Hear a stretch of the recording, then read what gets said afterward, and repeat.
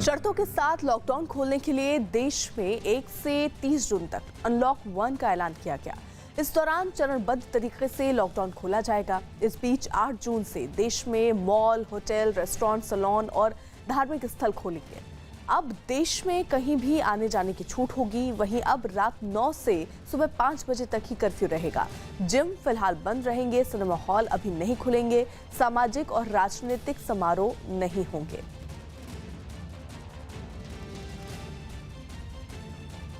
कांग्रेस ने 1 जून से 30 जून तक अनलॉक 1 की गाइडलाइंस पर सवाल उठाए। कांग्रेस नेता प्रमोद तिवारी ने मांग की कि पूरे प्रतिबंध होने चाहिए थे।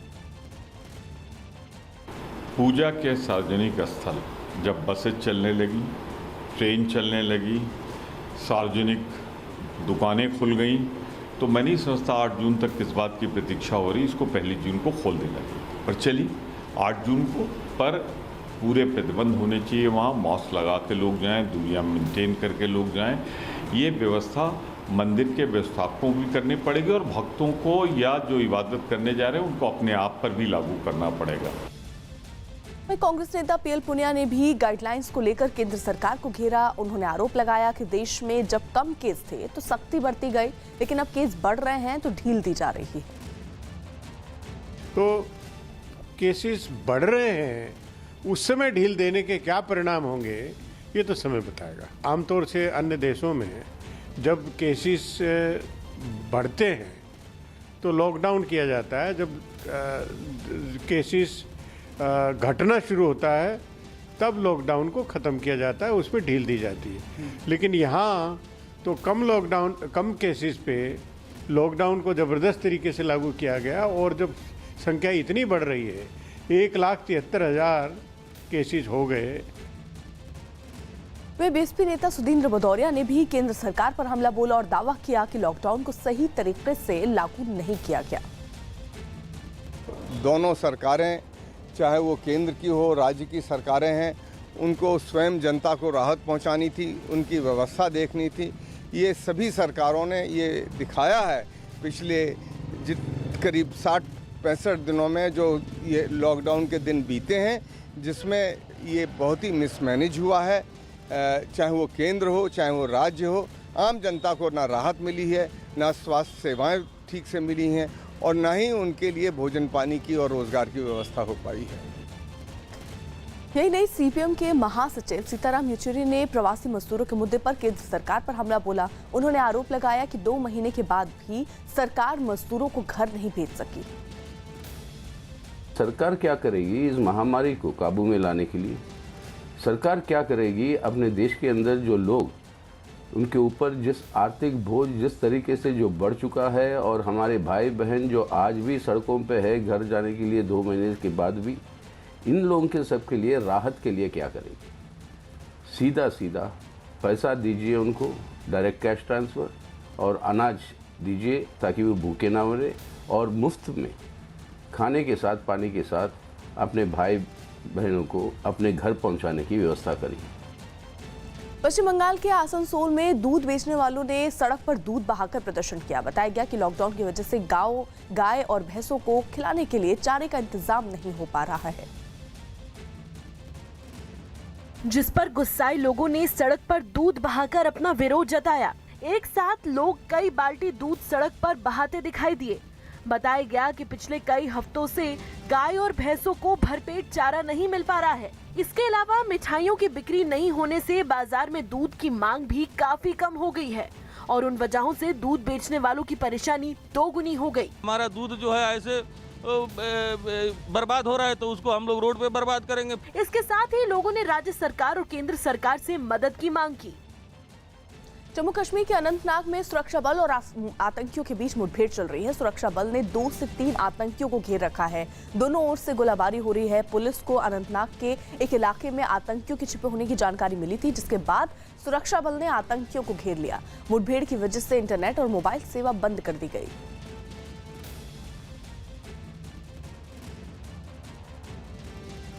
कोरोना महामारी ने देश में सबसे ज्यादा महाराष्ट्र में हाहाकार मचा रखा है। बीते 24 घंटे में कोरोना के यहां 2,940 नए मरीज मिलने के बाद संख्या 65,000 को पार कर गई है। राज्य में अब कोरोना के मरीजों का आंकड़ा 65,168 हो चुका है। पिछले 24 घंटों में कोरोना से 99 लोगों की मौत भी हुई, जिसके बाद राज्य में कोरोना से मरने वालों की संख्या 2,197 हो गया। राज्य में पिछले 24 घंटे में 1,084 मरीज ठीक भी हुए। त्रिपुरा के अगरतला में कुछ लोगों ने कोरोना वायरस से निजात पाने के लिए पूजा की। देश में कोरोना वायरस का प्रकोप लगातार बढ़ता जा रहा है, जिससे लोग काफी डरे हुए हैं और इसलिए वहां कुछ लोगों ने एक मंदिर में पूजा की और भगवान से इस महामारी को खत्म करने की प्रार्थना की। इसके लिए मंदिर में सबसे पहले हवन किया गया, जिसमें कई महिलाएं भी शामिल हुईं। हवन करा रहा एक पुजारी लाउडस्पीकर के जरिए मंत्र बोलता दिखा और लोग हवन कुंड के पास खड़े होकर आहुति देते रहे।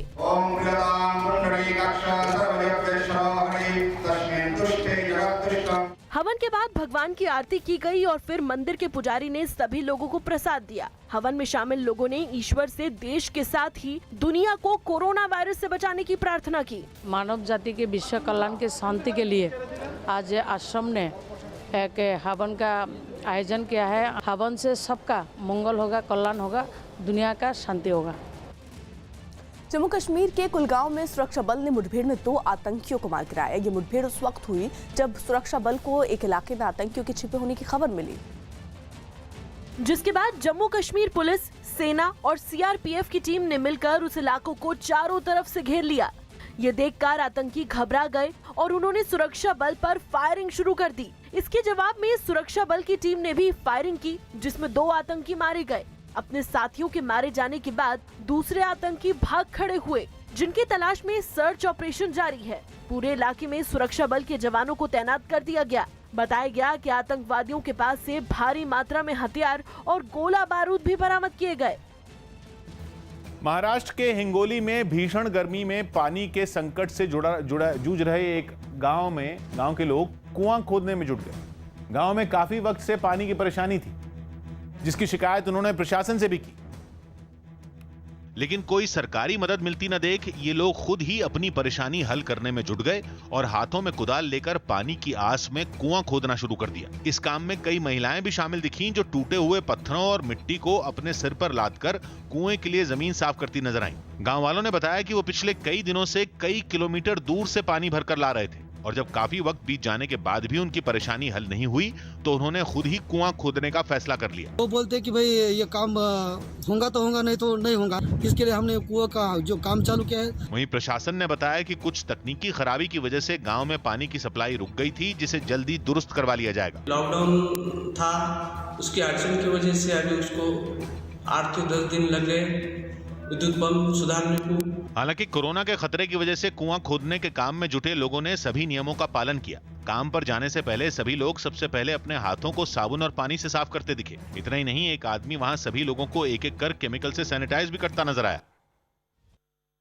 कोलकाता में एक कांस्टेबल के कोरोना पॉजिटिव होने के बाद कोलकाता पुलिस कर्मियों ने जमकर हंगामा किया। हंगामा कर रहे पुलिस वालों ने कोरोना पॉजिटिव पाए गए पुलिसकर्मियों का सही से इलाज नहीं कराने का आरोप लगाया और देर रात सैकड़ों की संख्या में पुलिस कॉलोनी में जमा होकर हंगामा किया। खबर मिलने के बाद जैसे ही पुलिस के आला अधिकारी कुछ पुलिस वालों के साथ हंगामे को शांत कराने के लिए घटना वाली जगह पहुंचे तो कोलकाता पुलिस के लोगों ने पथराव शुरू कर दिया। पथराव के दौरान पुलिस कर्मियों ने अपने अधिकारियों का भी ख्याल नहीं किया। पुलिस कर्मियों की इस हरकत पर अधिकारियों का गुस्सा भी फूट पड़ा। ये बदतमीजी जो कर रहे हो ना, दिमाग सही हो जाएगा।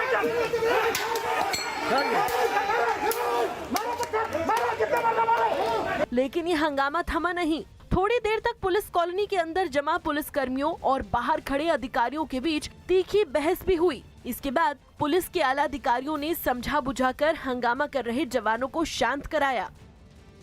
गुजरात में पिछले 24 घंटों में कोरोना के 412 नए मरीज सामने आए, जिसके बाद राज्य में कोरोना के मरीजों की संख्या 16,356 हो गई। पिछले 24 घंटे में गुजरात में 27 कोरोना मरीजों की मौत भी हुई, जिसके बाद राज्य में कोरोना से मरने वालों का आंकड़ा बढ़कर 1007 हो गया। पिछले 24 घंटों में अकेले अहमदाबाद में 284 कोरोना मरीज सामने आए और यहां 24 लोगों की मौत हुई। दिल्ली के पास फरीदाबाद में सीमाएं सील किए जाने से लोगों की परेशानी बढ़ गई। कोरोना वायरस की वजह से फरीदाबाद से दिल्ली आने वाली गाड़ियों पर एक बार फिर सख्ती कर दी गई, जिसकी वजह से उन लोगों की परेशानी बढ़ गई जो रोजाना दिल्ली आते हैं। हरियाणा की सीमाओं पर पुलिस ने बैरिकेडिंग लगाकर सभी गाड़ियों की जांच बढ़ा दी, जिसके बाद वहां खड़ी गाड़ियों की लंबी कतारें लग गईं। दिल्ली जाने वाले लोग वहीं रुक गए। बाइक से जा रहे लोगों को भी पुलिस ने रोक लिया। इनके पास ई पास है, चाहे वो मोटरसाइकिल वाला है, चाहे 4 व्हीलर वाला है, या कोई भी खाद्य सामग्री ले जा रहा है, उसको जाने दिया जा रहा है। वहीं कुछ लोगों ने आरोप लगाया कि दिल्ली जाने वक्त तो उनसे पास नहीं मांगे गए, लेकिन फरीदाबाद लौटते वक्त उन्हें रोक लिया गया। अचानक सीमाएं सील होने से कई लोग फंस गए। बताया गया कि दिल्ली में कोरोना के बढ़ते मामलों की वजह से ये फैसला लिया गया। टिड्डियों के बाद कौओं का हमला ऐसा कि पूरी सड़क ही कौओं से भर गई। सोशल मीडिया पर शेयर किए जा रहे वायरल वीडियो में कुछ इसी तरह का दृश्य नजर आ रहा है। दावा किया जा रहा है कि वीडियो सऊदी अरब का है, जहां पर कौओं ने हमला बोल दिया है। साथ ही कहा जा रहा है कि दुनिया का अंत करीब है। क्या वायरल हो रहा ये वीडियो और इसमें किया जा रहा ये दावा सच है?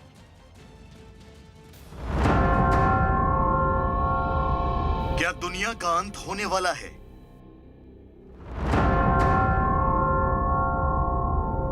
अब पूरी दुनिया में जानवरों और पक्षियों का कब्जा होने वाला है। कोरोना के साथ शुरू हुई दुनिया की तबाही। कोरोना के बाद पूरी दुनिया में अलग अलग चीजें देखने को मिल रही हैं। कभी भूकंप से दुनिया हिल जाती है, तो कभी तूफान से तबाही मचती है।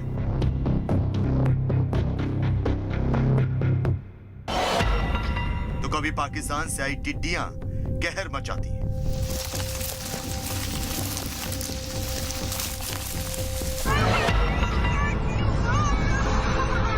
लेकिन अब सोशल मीडिया पर एक और वीडियो ने लोगों को डरा दिया है।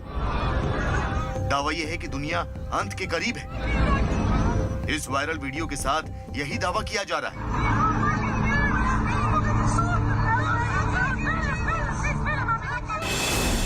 वीडियो सऊदी अरब के एक मॉल के बाहर का बताया गया है, जहां पर कौओं की फौज जमावड़ा लगाकर बैठी है। हर तरफ नजर दौड़ाने पर सिर्फ कौवे ही कौवे नजर आ रहे हैं। सड़क पर, गाड़ी की बोनट पर, आसमान में हर तरफ सिर्फ कौवे और उनकी आवाज।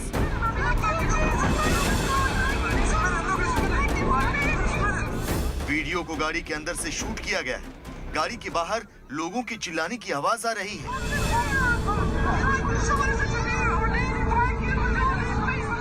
पूरा मंजर खौफनाक नजर आता है।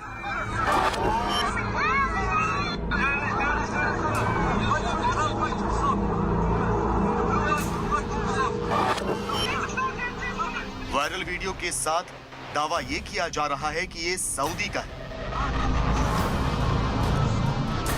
जहां पर कौवों ने हमला बोल दिया है और लोगों के मॉल के अंदर जाने में कौवे रोड़ा बन रहे हैं।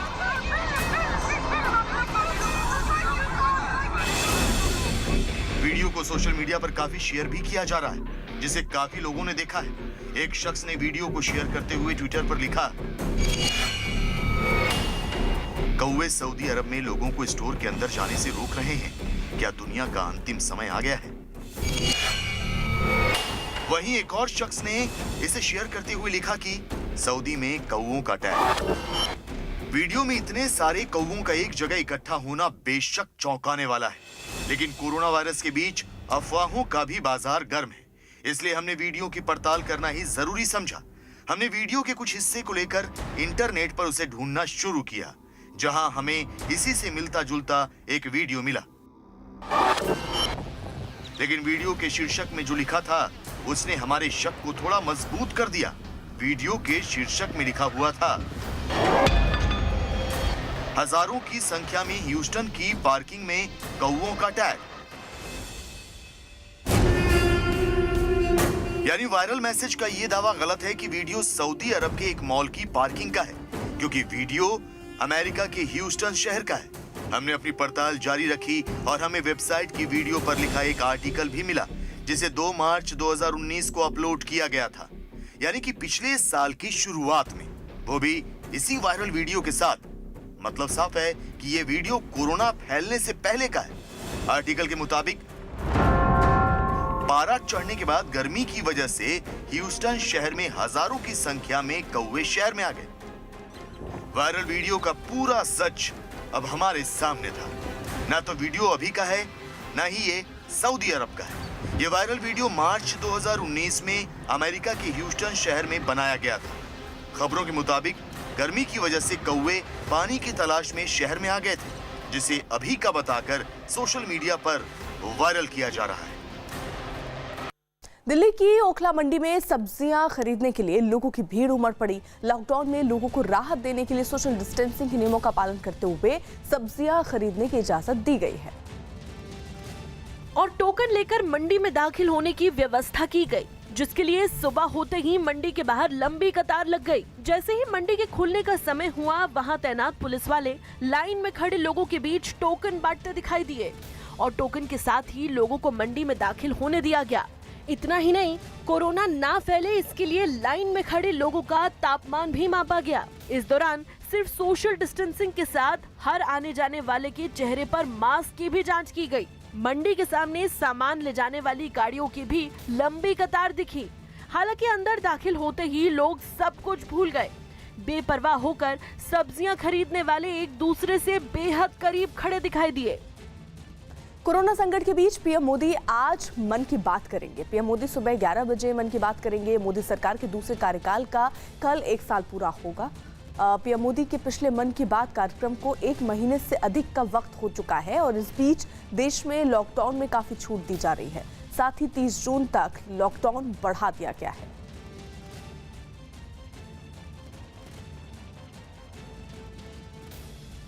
ओडिशा के भुवनेश्वर में लॉकडाउन के बाद फंसे लोगों को ले जा रही एक बस हादसे का शिकार हो गई, जिसमें 7 लोग घायल हो गए। यह हादसा काफी भीषण था, जिसकी वजह से बस के परखच्चे उड़ गए। बस के हिस्से टूटकर सड़क पर इधर उधर गिरे हुए थे। बस के आगे का हिस्सा और लगभग सभी शीशे पूरी तरह टूट गए। बताया गया कि बस में 28 यात्री सवार थे, जो केरल से पश्चिम बंगाल की तरफ जा रहे थे। ये हादसा बस के बेकाबू होकर एक खंबे से टकराने की वजह से हुआ। हालांकि वक्त पर सभी यात्री बस से उतर गए। जानकारी मिलते ही पुलिस भी वहां पहुंच गई और राहत बचाव में जुट गई। बस के बीच सड़क पर पलटने की वजह से रास्ता पूरी तरह बंद हो गया, जिसके बाद पुलिस ने क्रेन से बस को सीधा करवाया और हादसे में घायल लोगों को अस्पताल पहुंचा दिया।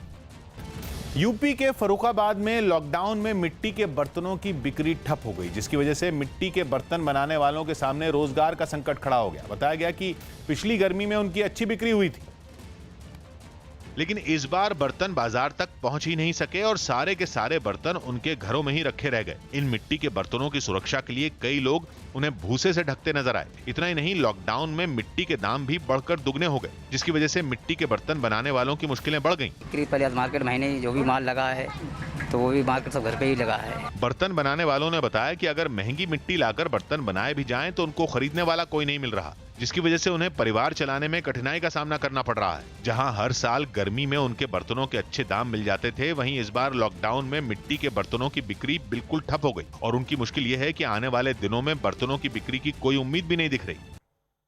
आंध्र प्रदेश के चित्तूर में बिजली ऑफिस में भीषण आग लग गई। बताया गया कि आग की लपटें उस जगह से उठनी शुरू हुई जहां कई ट्रांसफार्मर रखे गए थे, जो देखते ही देखते बिजली ऑफिस में फैल गई। चारों तरफ से आग की ऊंची लपटें उठती दिखाई दी। ये देखते ही वहां अफरा तफरी मच गई। तुरंत ही दमकल की कई गाड़ियां वहां पहुंची और आग को बुझाने में जुट गईं। लेकिन आग इतनी भीषण थी कि उसे बुझाने में कई घंटों का वक्त लग गया। दमकल कर्मचारी लगातार जुटे रहे, तब जाकर आग पर काबू पाया जा सका। हालांकि तब तक काफी नुकसान हो चुका था। बिजली विभाग के बड़े अधिकारी भी हादसे की खबर लेने पहुंचे। ఇంచుమించు ఒక మా ఇక్కడ ఉన్న ప్రాపర్టీలో 1/3 ప్రాపర్టీ వరకు డ్యామేజ్ అయింది. సుమారు 2 కోట్ల వరకు ఉండొచ్చని అంచనా వేస్తున్నాము.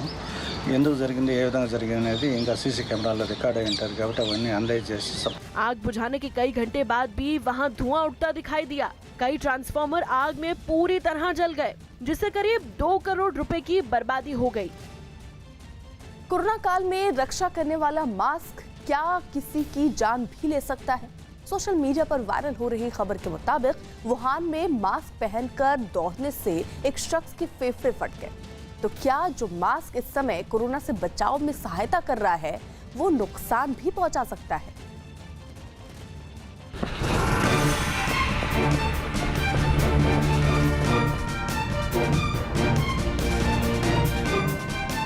मास्क पहुंचा रहा है फेफड़ों को नुकसान। मास्क पहनकर दौड़े तो चली जाएगी जान। क्या मास्क कर रहा है कोरोना की आड़ में आप पर वार?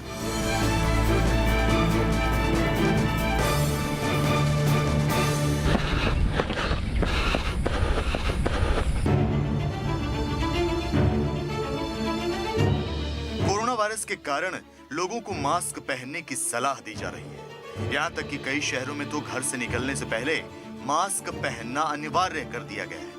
लेकिन इसी बीच सोशल मीडिया पर एक खबर ने हड़कंप मचा दी। वायरल हो रही खबर के मुताबिक वुहान में मास्क पहनकर रनिंग कर रहे शख्स के फेफड़े दबाव के कारण फट गए और अब वो अस्पताल में जिंदगी और मौत से जूझ रहा है। दावे के मुताबिक मास्क पहनकर दौड़ने से शख्स के फेफड़ों में दबाव बनने लगा और इसी दबाव की वजह से वो दौड़ते हुए बेहोश हो गया, जिसके बाद उसे अस्पताल ले जाया गया, जहां डॉक्टरों ने बताया कि मास्क पहनकर दौड़ने की वजह से उसके फेफड़ों में छेद हो गया। हमने इस दावे की पड़ताल के लिए इंटरनेट पर पड़ताल शुरू की। हमें इससे जुड़ी कुछ खबरें मिली। खबरों के मुताबिक वायरल मैसेज का दावा सही है। अंग्रेजी समाचार वेबसाइट ने इस दावे की पुष्टि की है। खबरों के मुताबिक चीन के वुहान में मास्क पहनकर दौड़ने से एक शख्स के फेफड़ों को नुकसान पहुंचा है। इस खबर को सुनते ही लोगों ने फिर एक बार मास्क पर सवाल उठाने शुरू कर दिए। जब से कोरोना वायरस फैला है तब से लगातार मास्क, सैनिटाइजर और ग्लव्स को लेकर कई तरह की अफवाहें भी पैर पसार रही हैं। लेकिन अब इन्हीं अफवाहों में ये खबर भी जुड़ गई है, जिससे लोगों के बीच घबराहट और ज्यादा फैल गई। सोसाइटी, पार्क वगैरह में वॉक और रनिंग के लिए छूट भी दी गई है। टहलने के दौरान लोग कोरोना से खुद को बचाने के लिए मास्क को पहनना उचित समझ रहे हैं। पर ऐसे में ये खबर आना कि रनिंग करते हुए मास्क पहनने से फेफड़े फटने का डर है, ये काफी डरावना है। क्योंकि अगर मास्क पहनकर रनिंग की तो जान को खतरा है। तो ऐसे में क्या जॉगिंग करने बिना मास्क के जाना सही है? अगर मास्क पहना है तो क्या रनिंग नहीं करनी चाहिए? क्या सच में मास्क आपके फेफड़ों को नुकसान पहुंचा सकता है? सवाल उठने लाजमी है, क्योंकि अब मास्क हमारी जिंदगी का हिस्सा बन चुका है। ऐसे में इन अहम सवालों का जवाब सिवाय एक डॉक्टर के कोई नहीं दे सकता।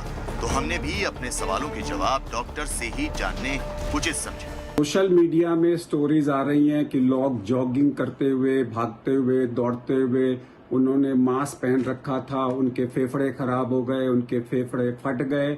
ये बिल्कुल गलत है, ये अनसाइंटिफिक है, ये पॉसिबल नहीं है। ये जरूर है कि अगर आपने मास्क पहन रखा है और वो ब्रीदेबल नहीं है तो आपको अनकंफर्टेबल हो सकता है। जैसे ही अनकंफर्टेबल होगा इमीडिएटली आप मास्क को उतार दोगे। डॉक्टर के अग्रवाल के अनुसार रनिंग करते हुए मास्क पहनने से फेफड़ा फटना मुश्किल है। पर वायरल खबर पर वुहान के डॉक्टरों ने जो जानकारी दी है उससे गुत्थी थोड़ी उलझ जाती है। तो ऐसे में सुरक्षा यही है कि मास्क पहनकर आप टहलने को भी तवज्जो दें। लेकिन अगर रनिंग भी करनी है तो असहज महसूस होने पर तुरंत मास्क उतारकर सांस लें। हालांकि इस बात के ठोस सबूत नहीं है कि मास्क पहनकर दौड़ने से फेफड़े फट सकते हैं। अमेरिका में अफ्रीकी मूल के एक आदमी की पुलिस हिरासत में मौत के बाद शुरू हुआ बवाल थमने का नाम नहीं ले रहा। मिनेसोटा में कुछ दिन पहले पुलिस वालों की ज्यादती की वजह से अफ्रीकी मूल के एक आदमी की मौत हो गई थी, जिसके बाद से ही वहां बवाल जारी है। देर रात भी मिनेसोटा में लोगों ने जमकर हंगामा किया। बेकाबू भीड़ ने कई गाड़ियों को भी आग के हवाले कर दिया। वहीं एक दूसरे इलाके में प्रदर्शनकारियों ने पुलिस पर पटाखे दागे और कुछ दुकानों को आग के हवाले कर दिया। लोगों के हंगामे को देखते हुए भारी पुलिस बल भी तैनात कर दी गई। पुलिस की कुछ गाड़ियां उन इलाकों में गश्त करती दिखाई दी जिन इलाकों में प्रदर्शनकारी ज्यादा उग्र थे। इतना ही नहीं, बेकाबू हालत से निपटने के लिए मिनेसोटा के कुछ इलाकों में सेना के जवानों की तैनाती कर दी गई। प्रदर्शन की तस्वीरें जॉर्जिया से भी सामने आई, जहां आरोपी पुलिस वालों पर कार्रवाई की मांग करते हुए सैकड़ों की तादाद में लोग सड़कों पर उतर आए। लेकिन जैसे ही इन लोगों का सामना पुलिस से हुआ, प्रदर्शनकारी भड़क गए और आगजनी शुरू कर दी। इस दौरान प्रदर्शनकारियों और पुलिस के बीच हिंसक झड़प भी हुई। दिल्ली के एक इलाके में हथियारों से लैस बदमाशों ने एक अस्पताल में लूटपाट की। ये घटना 2 दिन पहले की है, जिसका एक सीसीटीवी वीडियो भी सामने आया, जिसमें 2 बदमाश अस्पताल के कैश काउंटर पर लूटपाट करते नजर आए। वीडियो में साफ दिखा कि एक बदमाश काउंटर के पास खड़ा होकर कर्मचारियों को बंदूक दिखाकर धमकाता नजर आया, जबकि दूसरा बदमाश वहां लूटपाट करता रहा। दोनों ही बदमाश मुंह को कपड़े से ढके हुए और हाथों में बंदूक पकड़े थे। लूटपाट के बाद वहां से फरार हो गए। ये बदमाश वहां से कितना कैश ले गए इसका पता फिलहाल नहीं चल पाया है, लेकिन पुलिस ने मामला दर्ज कर घटना की जांच शुरू कर दी है। चीन में कोरोना वायरस का केंद्र रहे वुहान में जिंदगी पटरी पर लौटने के बाद अब वहां पर खेल कूद भी शुरू कर दिए गए। फुटबॉल खिलाड़ी एक बार फिर मैदान में जुटने लगे और पाबंदियां हटने के बाद वो दोबारा पहले की ही तरह फुटबॉल खेलते नजर आए। कोरोना की वजह से 3 महीने से लागू लॉकडाउन के खत्म होने के बाद वो पूरे जोश के साथ एक बार फिर मैदान में उतरे और जमकर पसीना बहाया। सामने आए वीडियो में कई टीमों में बटे खिलाड़ी अपने कोच के साथ प्रैक्टिस करते दिखे। कई दिनों के बाद मैदान में लौटे खिलाड़ी काफी खुश नजर आए। हालांकि प्रैक्टिस के दौरान मैदान में मौजूद कोई भी खिलाड़ी सावधानी बरतता दिखाई नहीं दिया। न तो किसी ने मास्क पहना और न ही किसी के हाथों में दस्ताने नजर आए। महाराष्ट्र के नासिक में एक रिहायशी इलाके में घुसे तेंदुए ने एक आदमी पर हमला कर दिया। इस घटना का एक सीसीटीवी सामने आया, जिसमें एक तेंदुआ आदमी पर हमला करता दिखाई दिया। वीडियो में साफ दिखा कि सड़क पर अचानक से तेंदुआ दौड़ता हुआ आया और वहां से गुजर रहे आदमी पर हमला कर दिया, जिससे वो आदमी जमीन पर गिर गया। हालांकि बाद में तेंदुआ वहां से भाग गया। वन विभाग की टीम ने तेंदुए को पकड़ने के लिए सर्च ऑपरेशन शुरू कर दिया। वहीं उत्तराखंड के उत्तरकाशी में भी एक तेंदुआ गांव में घुस आया और कुछ लोगों पर हमला कर दिया। इसके बाद लोगों ने हाथों में लाठियां लेकर झुंड बनाकर तेंदुए का पीछा किया और उसे घेर लिया। इस बीच तेंदुए ने लोगों पर हमला भी करने की कोशिश की, लेकिन वहां मौजूद एक आदमी ने तेंदुए को कई लाठियां मारी। इसके बाद तेंदुआ वहां से भाग निकला। हालांकि तेंदुए की वजह से पूरे इलाके में दहशत फैल गई। मध्य प्रदेश के इंदौर में अस्पताल से भागकर झाड़ियों में छिपी 70 साल की कोरोना मरीज को पुलिस ने पकड़ लिया। बताया गया कि कुछ दिनों पहले इस बुजुर्ग महिला को परिवार के बाकी लोगों के साथ अस्पताल में भर्ती कराया गया था, लेकिन ये बुजुर्ग वहां से भाग खड़ी हुई, जिसे काफी मेहनत के बाद पकड़कर वापस अस्पताल पहुंचा दिया गया। इससे पहले पुलिस वालों ने महिला को ढूंढने की हर मुमकिन कोशिश की। कभी हाईवे पर तो कभी झाड़ियों के बीच पुलिस उसे तलाश करने में जुटी दिखी। झाड़ियों में छुप गई, झाड़ियों में ढूंढो। महिला को ढूंढने के लिए स्वास्थ्य विभाग की टीम को भी लगाया गया। बताया गया कि पुलिस के अलावा 2 एम्बुलेंस भी करीब 1 घंटे तक अस्पताल के आसपास के इलाकों में उसकी तलाश में लगाए गए। बुजुर्ग के मिलने के बाद कोरोना से बचाव के लिए पूरे शरीर को ढकने वाली पीपीई किट पहनकर 2 स्वास्थ्यकर्मी उसके पास पहुंचे, फिर उसे एम्बुलेंस के जरिए अपने साथ अस्पताल ले गए। चीन के यूनान में पहाड़ खिसकने से भारी तबाही मच गई। लगातार हो रही बारिश की वजह से पहाड़ का एक बड़ा हिस्सा रिहायशी इलाके में गिर गया, जिसकी वजह से पूरे शहर में मलबा बिखर गया। सड़कों पर मिट्टी के ढेर लग गए तो कई घरों में पानी भर गया। इतना ही नहीं, कई दुकानों को भी भारी नुकसान पहुंचा है। एक जगह तो सड़क अचानक भर कर टूट गई। कई जगह तो इतनी मिट्टी जमा हो गई कि वहां की सड़कें और कई मकान उससे ढह गए। सड़क के किनारे खड़ी कई गाड़ियां भी इस तबाही के आगे नहीं टिक पाई। एक कार तो मलबे में इस तरह फंस गई कि उसे निकालने के लिए कई लोगों को जुटना पड़ा। हालांकि इसके बावजूद वो कार टस से मस नहीं हुई। सड़कों पर फैले मलबे को हटाने के लिए मशीन की मदद ली गई। इसके अलावा रास्तों को भी खोलने की कोशिश शुरू हो गई। भारत का एक दुश्मन चीन अगर परेशान है तो मुसीबत पाकिस्तान की भी कोई कम नहीं है। 28 मई से लंदन से पाकिस्तान के खिलाफ एक ऐसी जंग का आगाज हो चुका है जो पाकिस्तान के प्रधानमंत्री इमरान खान के लिए एक नई मुसीबत का सबब बनने वाली है। एक ऐसी जंग जिसके खत्म होते होते पूरी दुनिया के सामने पाकिस्तान की असलियत बेनकाब हो जाएगी। कमाल देखिए, ये एक ऐसी जंग है जिसे ना तो इमरान खान ही रोक पाएंगे और ना ही पाकिस्तान की सेना की चीफ जनरल बाजवा। और ये भी तय है कि जैसे जैसे इस जंग का दायरा बढ़ता जाएगा, पाकिस्तान अपनी शिकस्त के उतने ही करीब आता जाएगा।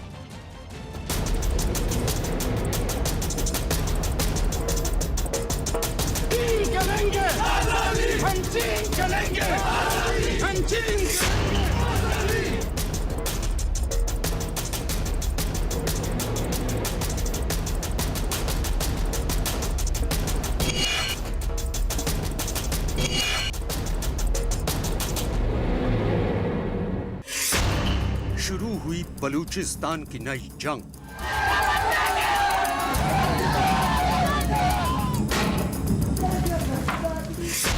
पूरी दुनिया के सामने बेनकाब हुआ पाकिस्तान। इमरान खान की नई मुसीबत, बलूचिस्तान की जंग।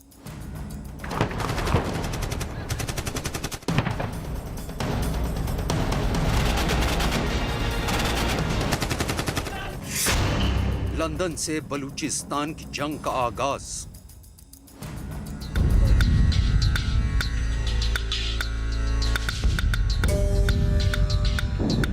दीवारों पर मैंने लिखा हुआ देखा था, पाकिस्तान मुर्दाबाद।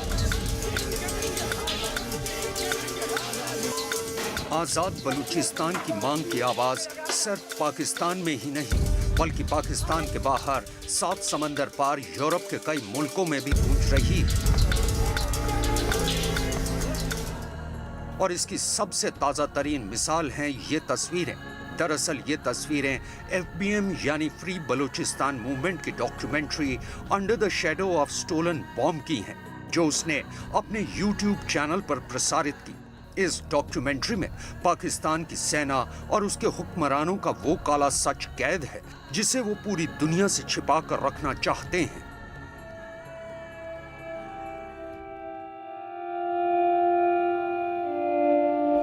Pakistan-occupied Balochistan is 45% of Pakistan's landmass and is the richest with its minerals and natural resources and geographic location.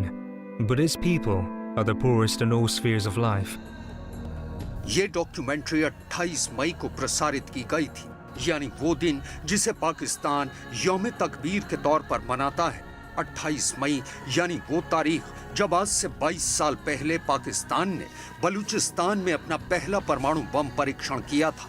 लेकिन बलूचिस्तान की आवाम तब भी इसका विरोध कर रही थी और आज भी वो इसका विरोध कर रही है।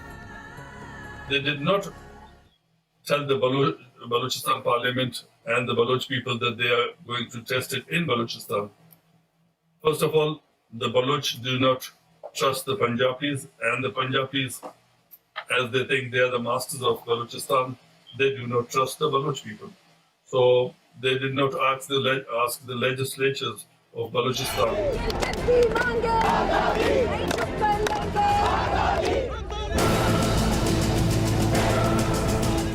ये हर्ब यार मारी हैं, फ्री बलूचिस्तान मूवमेंट के अध्यक्ष।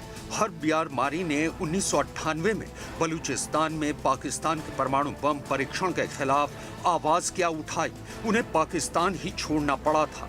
बस तभी से हर्ब यार मारी लंदन में रहते हुए बलूचिस्तान की आजादी की जंग लड़ रहे हैं और पाकिस्तान के खिलाफ इस जंग में FBM यानी फ्री बलूचिस्तान मूवमेंट के सदस्यों ने 28 मई से खास ऑनलाइन मुहिम का आगाज किया है। दरअसल 28 मई से FBM अपने ट्विटर अकाउंट से पाकिस्तान के खिलाफ एक अवेयरनेस कैंपेन की शुरुआत कर चुका है। इसका मकसद मई 1998 में बलूचिस्तान के चागी इलाके में पाकिस्तान के किए परमाणु परीक्षणों का विरोध जताना है। इसके लिए FBM ने खास तौर पर एक हैशटैग भी बनाया है, #NoToPakistaniNukes।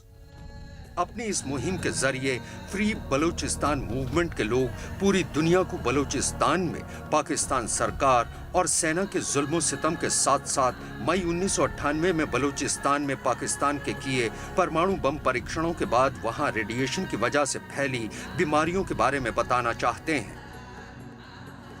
28 मई 2020 से वो एक ऑनलाइन कैंपेन वो लॉन्च करेंगे, जिसमें कि पाकिस्तान के द्वारा जो किया गया ये जो एक अमानवीय कृत्य था, एक जो वहाँ के प्राकृतिक संसाधनों को और वहाँ के वातावरण को जो क्षति पहुँची है, उसके खिलाफ एक फ्री बलूचिस्तान मूवमेंट ने एक कैंपेन लॉन्च करने का फैसला किया है।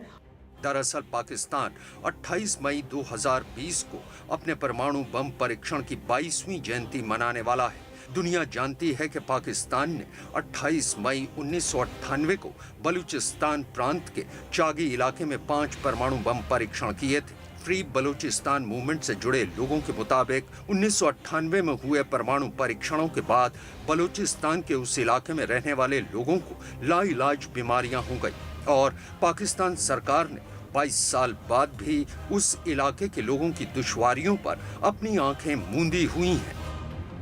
FAS यानी फेडरेशन ऑफ अमेरिकन साइंटिस्ट्स की एक रिपोर्ट के मुताबिक पाकिस्तान ने देश के अलग अलग 9 ठिकानों पर अपने परमाणु हथियार जमा कर रखे हैं। इन्हीं 9 जगहों में से 2 जगहें बलूचिस्तान में भी हैं, जिन्हें बलूचिस्तान से हटाने की मांग फ्री बलूचिस्तान मूवमेंट के लोग कर रहे हैं।